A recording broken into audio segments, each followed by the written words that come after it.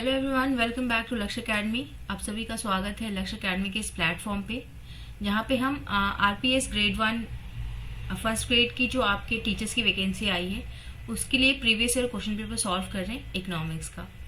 Okay, जो भी student first time इस चैनल पे आए हैं वो डिस्क्रिप्शन बॉक्स में एक लिंक दिया है, वहाँ पे जाके आप हमसे कनेक्ट हो जाएंगे सो दैट आपको क्लास के पीडीएफ और जितनी भी इंफॉर्मेशन हैं वो टाइम टू टाइम मिलती रहे, है ना। देखिए, अगर किसी को कॉम्प्रिहेंसिव स्टडी करनी है ना, पूरा अगर कॉमर्स और इकोनॉमिक्स का सिलेबस आपको कंप्लीट करना है पेपर 2 के लिए, तो उसके लिए बैचेस लॉन्च हो चुके हैं, जिसमें टेस्ट पेपर 1 आपको बिल्कुल फ्री कराया जाएगा एंड टेस्ट सीरीज भी, ये दोनों चीजें आपके लिए फ्री हैं यहाँ पे। एंड जो live recorded classes, mock test, MCQs जो हैं क्लास की, पीडीएफ नोट्स और डाउट सेशंस जो हैं वो 1-to-1 बेसिस पे होंगे। तो ये बैचेस लॉन्च हो चुके हैं और ऑफर जो ये डिस्काउंट का ऑफर चल रहा है 30% डिस्काउंट का, ये 17 नवंबर तक आपका है, जिसको आप अवेल कर सकते हैं। चलिए क्लास स्टार्ट करते हैं। देखिए, सबसे पहला क्वेश्चन आपकी स्क्रीन पे है कि टू इंडिफरेंस कर्व्स, ठीक है, जो आईसी कर्व होते हैं आपके, इंडिफरेंस कर्व मतलब आईसी कर्व जो है आपके, बताता है कि वो दो इंडिफरेंस कर्व कभी भी एक दूसरे को इंटरसेक्ट नहीं करती। क्यों? कुछ इस तरीके से आपकी आईसी कर्व होती हैं, आईसी कर्व 1, आईसी कर्व 2, ये कभी इंटरसेक्ट नहीं करती हैं एक दूसरे को। क्यों नहीं करती हैं बताएंगे। इधर कमोडिटी, फर्स्ट कमोडिटी एक्स और इधर कमोडिटी वाई होता है आपका। दो कमोडिटीज के बीच में कंज्यूमर कैसे सेटिस्फैक्शन पाता है ना, कौन सा कॉम्बिनेशन अपना के उसको कितनी संतुष्टि मिलती है, ये बताता है आपको आईसी कर्व। तो क्यों एक दूसरे को नहीं काटती है? ऑप्शन ए है आपके पास कि देयर सेटिस्फैक्शन लेवल इज 0, उनका संतुष्टि स्तर 0 है इसलिए इंटरसेक्ट नहीं करती।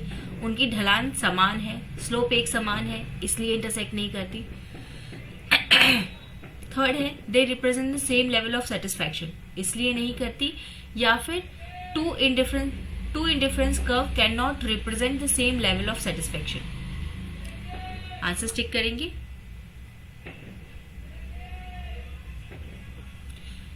देखिए, जिन भी स्टूडेंट का आंसर डी आ रहा है ना, एकदम करेक्ट है कि two indifference curve can not represent the same level of satisfaction. मतलब कहने का मतलब कि अगर मान लीजिए ये दो कर्व्स इंटरसेक्ट कर गई है ना, काट दिया अगर इन दोनों ने एक दूसरे को, तो क्या होगा, एक ही कर्व पे, देखिए इस कर्व पे हमारा क्या है, एक ही ऐसा पॉइंट बनेगा जहां मैक्सिमम आपका क्या है, सेटिस्फैक्शन होगा। अगर कट करते हैं तो दो ऐसे बिंदु हो जाएंगे जहां संतुष्टि लेवल बराबर हो जाएगी आपके, है ना, सेटिस्फैक्शन लेवल बराबर हो जाएगा, इसीलिए ये इंटरसेक्ट नहीं करते। और अगर इंटरसेक्ट करते हैं तो रूल का भी उल्लंघन है ना। चलिए नेक्स्ट क्वेश्चन देखेंगे। नेक्स्ट क्वेश्चन कहता है कि वस्तुओं और सेवाओं के उत्पादन के लिए किया जाने वाला मानसिक और शारीरिक श्रम क्या कहलाता है? कैपिटल, लैंड, लेबर या फिर एंटरप्रेन्योरशिप। क्या कहते हैं हम इसे? जी, ऑप्शन नंबर सी एकदम करेक्ट है। इसको हम क्या कहते हैं? लेबर, है ना, श्रम कहते हैं। मानसिक स्तर से, जैसे हमारे ऑर्गेनाइजेशन में जो हमारा एक ऑर्गेनाइजेशन होता है, एक संगठन होता है, उसमें 2 लेवल पे लोग काम करते हैं, एक तो मैनेजमेंट लेवल पे और एक होता है एग्जीक्यूटिव लेवल। एक ना मैनेजमेंट लेवल और एक एग्जीक्यूटिव लेवल। मैनेजमेंट लेवल का काम क्या होता है? पॉलिसी बनाना, है ना। तो पॉलिसी बनाने में आपका कौन सा श्रम लगता है? मेंटल, है ना, दिमाग का काम होता है पॉलिसी बनाना। दूसरा एग्जीक्यूटिव लेवल, वहां पे क्या होता है? फिजिकल वर्क होता है ना, श्रम किया जाता है, मेहनत किया जाता है, फिजिकल मसल्स यूज होते हैं। तो ये दोनों क्या है आपके? लेबर में आते हैं। देन क्वेश्चन नंबर 3 देखेंगे। क्वेश्चन नंबर 3 एक डेफिनेशन है, आपको बतानी है कि ये किनके द्वारा दी गई है। डेफिनेशन है आपकी, अर्थशास्त्र इस बात का अध्ययन है कि समाज किस प्रकार दुर्लभ संसाधनों का उपयोग मूल्यवान वस्तुओं का उत्पादन करने तथा उन्हें भिन्न लोगों में वितरित करने के लिए करता है। ये आपकी डेफिनेशन किनके द्वारा दी गई है आपको बताना है। एडम स्मिथ एंड जेएस मिल के द्वारा, किन्स एंड पिगो के द्वारा, मार्शल एंड लुइस के द्वारा, या फिर Paul A Samuel's and Williams के द्वारा। किनके द्वारा दिया गया है ये डेफिनेशन? फैक्ट वाली चीज है, याद करने वाली चीज है, ये आपको ध्यान रखना पड़ेगा। तो देखिए, ये किनके द्वारा डेफिनेशन दी गई है आपकी? Paul A Samuelson and Williams ने, ठीक है। ये इनकी डेफिनेशन है कि कैसे अर्थशास्त्र का ऐसा अध्ययन जिसमें कि हम दुर्लभ संसाधनों का उपयोग करके मूल्यवान वस्तु बनाते हैं और उन्हें फिर लोगों में वितरित करते हैं। ठीक है, एक दो बार देखेंगे ना डेफिनेशन तो याद हो जाती है। What is the full form of FTP? FTP का फुल फॉर्म आपको बताना है। देखिए आपके कंप्यूटर्स का क्वेश्चन है। क्या होता है इसका full form? Folder transfer policy, file transfer policy, folder transfer protocol या फिर फाइल ट्रांसफर प्रोटोकॉल। बहुत इजी क्वेश्चन है जी। इसका आंसर क्या है आपका? File transfer protocol. ओके, चलिए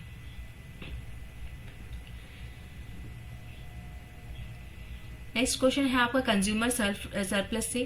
कहता है कि उपभोक्ता अधिशेष नियम किन के बीच का अंतर होता है? कंज्यूमर सरप्लस, इधर प्राइस, ये आपकी कमोडिटी क्वांटिटी, ये डिमांड कर्व आपका। ठीक है,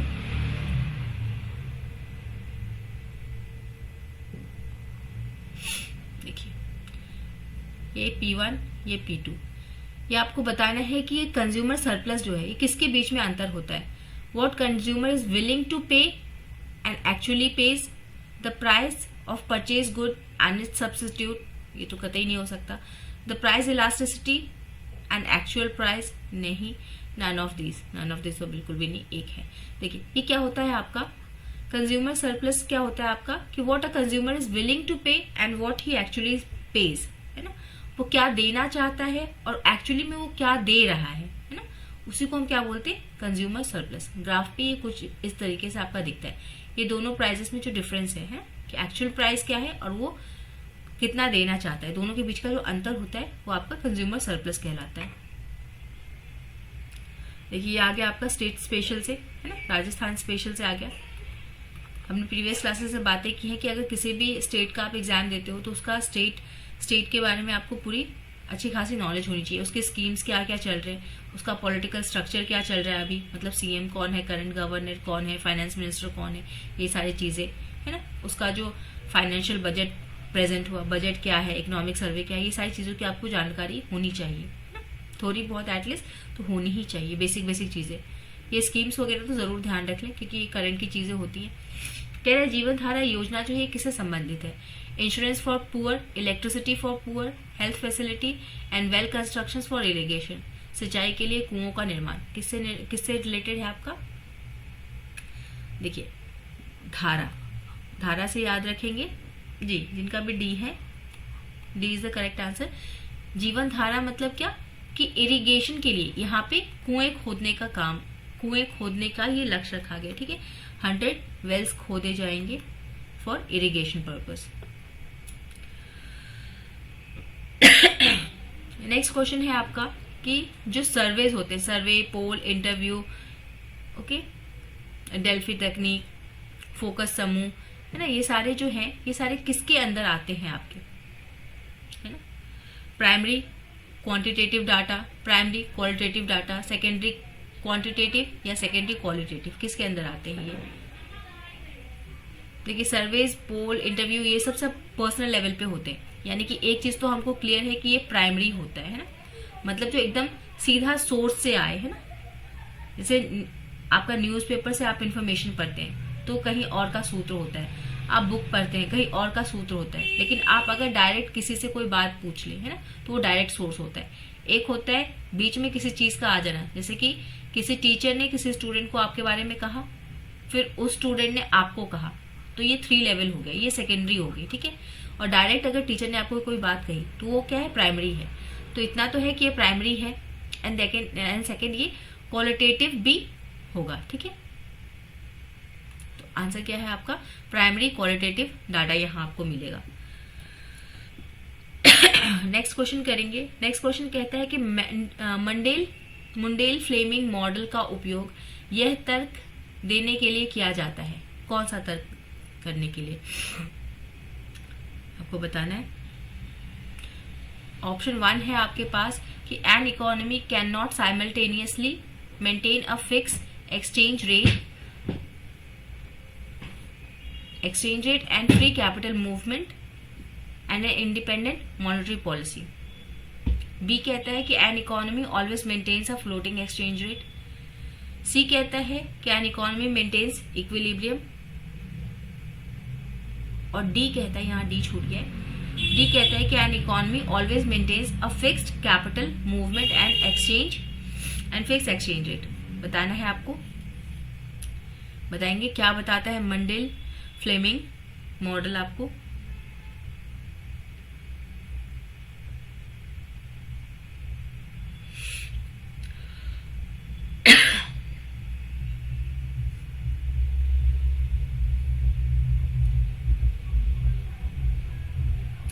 देखिए ये जो मॉडल है ना आपका, ये मॉडल बेसिकली है किस पे, कि एक स्मॉल इकोनॉमी जो है वो कैसे ओपन होती है आपके इंटरनेशनल मार्केट से, इंटरनेशनल मार्केट में। प्लस ये आपको बताता है monetary policy and physical policy के रिगार्डिंग आपको ये चीजें बताता है, ठीक है। तो यहाँ पे देखिए, यहाँ पे आपका ऑप्शन क्या है, ऑप्शन ए आपका करेक्ट हो जाएगा कि एक इकोनॉमी जो है साइमल्टेनियसली मेंटेन नहीं कर सकती fix exchange rate, free capital movement and independent monetary policy, ठीक है। तो ये इन 3-4 चीजों के बीच में ये रिलेशन बताता है, ठीक है, कि एक्सचेंज रेट यानी कि इंटरनेशनल ट्रेड एंड बिजनेस, फिर आपका free capital movement, financial aids and independent monetary policy and physical policy, ठीक है। चलिए नेक्स्ट देखेंगे।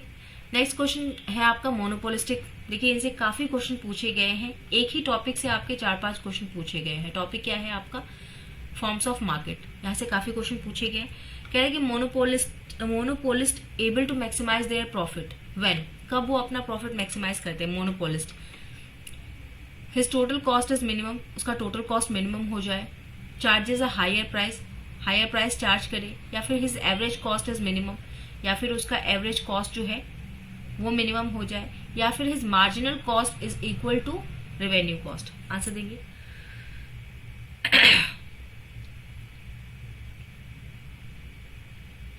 देखिए आंसर डी आपका करेक्ट है। ये क्या कहते हैं कि when MR is equal to MC, इस पॉइंट पे क्या है आपका प्रॉफिट क्या है, मैक्सिमाइज होता है, प्रॉफिट इज मैक्सिमम। जब उसका मार्जिनल कॉस्ट मार्जिनल रेवेन्यू के बराबर होता है, उस पॉइंट पे क्या है, उसको प्रॉफिट मैक्सिमम अवेल होता है। नेक्स्ट आपको बताना है, ये तो आपका एकदम फैक्ट वाला क्वेश्चन है, आपको बताना है कि कौन सा सही सुमेलित है, निम्नलिखित में से कौन सा युग्म सही है, आपको बताना है। देखिए सबसे पहला गलत, मास्लो ने फील्ड थ्योरी ऑफ लर्निंग नहीं दी है आपकी। Skinner theory of classical conditioning नहीं। थॉर्नडाइक एंड कनेक्शनवाद, ये आपका सही है, ये गलत है। इस हिसाब से आपका आंसर बी सही है। थॉर्नडाइक एंड कनेक्शनिज्म, ये सही आपका ऑप्शन है। मीडियन का फॉर्मूला आपको बताना है सेंटेंस के टर्म में। मीन मीडियन मोड स्टैट्स का पोर्शन है। मीन मीडियन मोड से आपका क्वेश्चन आया है, मतलब ये तीनों आपको देखने हैं, तीनों देख लेंगे। कह रहे हैं कि मीडियन का फॉर्मूला क्या होता है, हाईएस्ट फ्रीक्वेंट वैल्यू, नहीं ये मोड का होता है। लोएस्ट फ्रीक्वेंट वैल्यू, कोई चीज नहीं होती ऐसी। नन ऑफ दीज, नहीं होगा। देखिए मिडिल मोस्ट वैल्यू, मीडियन मतलब मिडिल मोस्ट वैल्यू, ठीक है, एकदम बीच वाला जो आपका वैल्यू होता है after arranging the values in ascending और डिसेंडिंग ऑर्डर। जैसे मान लीजिए हमारे पास 2, 1, 4, 6, 3, 9 है, ठीक है, तो या तो इसको आप असेंडिंग ऑर्डर में कर दीजिए, यानी कि छोटे से बड़ा कर दीजिए, बड़े से छोटा अरेंज कीजिए। पहले 1, 2, 3, 4, 6, 9 हमने कर दिया छोटे से बड़ा। अब इसमें जो मिडिल मोस्ट होगा, ठीक है, एकदम बीच वाला, चलिए एक और ले लीजिए 5, वरना फिर ये ऑड इवन वाला चक्कर आ जाएगा। हमको सिंपल एक एग्जाम्पल समझाना है। देखिए मिडिल मोस्ट 3 इधर और 3 इधर, बीच में ये 4 है, तो ये जो मिडिल मोस्ट नंबर है ना, ये आपका मीडियन है। यही आपको डिफाइन करता है कि मीडियन क्या होता है। नेक्स्ट देखेंगे थ्योरी ऑफ डिमांड। मुद्रा की मांग का सिद्धांत नियम लिया गया है कहां से, इक्वेशन ऑफ एक्सचेंज से, डिमांड डिपॉजिट से, इक्वेशन ऑफ मल्टीप्लायर से, इन्वेस्टमेंट डिमांड से। मनी डिमांड आपका लिया गया है कहां से, मनी की डिमांड किस चीज से आई होगी, इक्वेशन ऑफ एक्सचेंज से, है ना, कि हमको एक्सचेंज के लिए मनी की जरूरत होती है, तो money of demand of money theory कहाँ से आई है आपकी, इक्वेशन ऑफ एक्सचेंज से जनरेट हुई है। भारत में विदेशी व्यापार का सर्वोच्च निकाय कौन है? Reserve bank of India, state government, EXIM bank या फिर ministry of commerce? Answer tick करेंगे जल्दी से। अपेक्स देख के आरबीआई नहीं लगाइएगा। सबसे सर्वोच्च निकाय कौन सा है विदेशी व्यापार के लिए? आपका मिनिस्ट्री ऑफ कॉमर्स, जिनका भी डी है, करेक्ट है। सेकेंड लास्ट क्वेश्चन, उस शिक्षण मॉडल का नाम बताइए जो शिक्षार्थियों को उद्देश्यपूर्ण प्रश्न पूछने का प्रशिक्षण देती हैं। Advance organiser model, inquiry training model, social interaction, concept attainment. Purposeful, है ना, उद्देश्यपूर्ण प्रश्न पूछने का। प्रश्न कहाँ पूछे जाएंगे, कौन से मोड में पूछे जाएंगे? आपके इंक्वायरी मोड में, ठीक ना, जहाँ पे इंक्वायरी ट्रेनिंग मॉडल दिए जाए, उसका क्या है, प्रश्न पूछने का प्रशिक्षण, उसी को बोलते हैं। एकदम सिंपल क्वेश्चन, जैसा नाम वैसा काम। देखिए अब आपसे पूछा है नॉन प्रोबेबिलिटी सैम्पलिंग के बारे में, है। नॉन प्रोबेबिलिटी सैम्पलिंग के आपको कौन कौन से सैम्पलिंग्स नॉन प्रोबेबिलिटी वाले होते हैं वो आपको बताना है। ऑप्शन है स्ट्रैटिफाइड, कन्वीनियंस, रैंडम या क्लस्टर। कौन सा होता है आपका नॉन प्रोबेबिलिटी? जी, ये कौन सा है आपका कन्वीनियंस सैम्पलिंग, है ना, ये नॉन प्रोबेबिलिटी सैम्पलिंग का तरीका है। तो ये आपके नेक्स्ट 15 क्वेश्चंस थे, इनको देखिएगा और जिन जिन फील्ड से ये लिया गया है, मतलब जिन जिन टॉपिक से ये लिया गया है ना, उस टॉपिक को कवर करने का कोशिश कीजिए इन डिटेल में, ठीक है, सो दैट आपका जो एग्जाम है वो आप आसानी से क्रैक कर सके। चलिए, thank you everyone, have a nice and wonderful day.